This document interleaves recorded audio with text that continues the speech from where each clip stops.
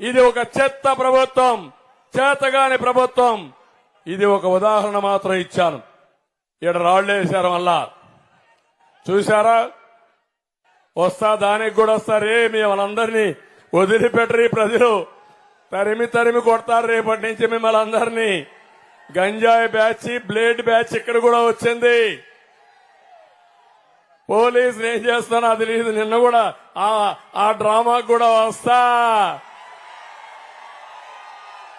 విజయవాడలో జరిగిన డ్రామాకు కూడా వస్తాం.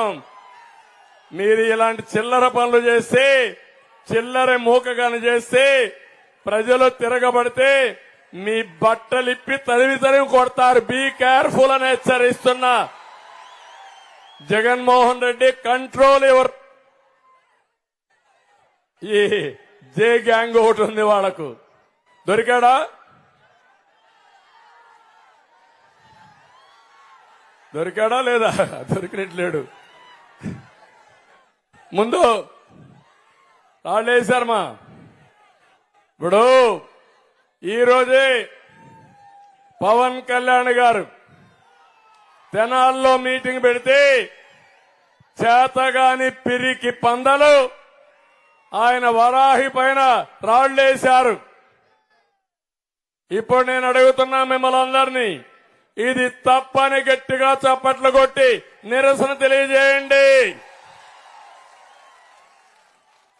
తమ్ముళ్ళు, ఆడబిడ్డలు, మీకు జ్ఞాపకం ఉందా? విశాఖపట్నానికి నేను వచ్చాను, జ్ఞాపకం ఉందా మీకు? వస్తే నన్ను విశాఖపట్నం నుంచి బయట రానియకుండా ఈ వైఎస్ఆర్ కాంగ్రెస్ గూండాలు అడ్డుకుంటే ఈ పోలీసులు ఆ రోజు చర్య తీసుకోకుండా ప్రేక్షకులుగా ఉండి నన్ను తిరిగి పంపించారు. జ్ఞాపకం ఉందా అని మిమ్మల్ని అడుగుతున్నా.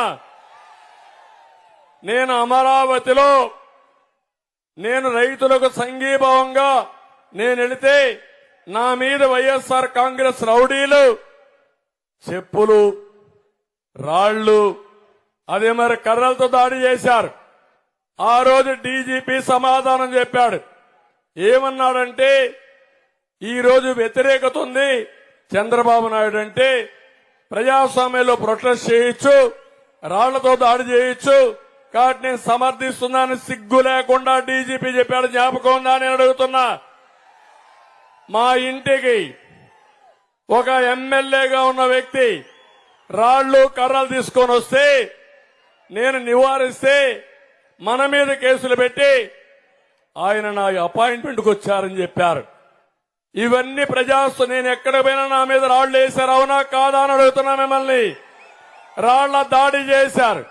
నేను ఒకే మాట చెప్పాను, క్లేమోర్ మైన్సే నా పైన వేస్తే లెక్క పెట్టుకొని నేను మీ రాళ్లకు భయపడతానా అని చెప్పాను.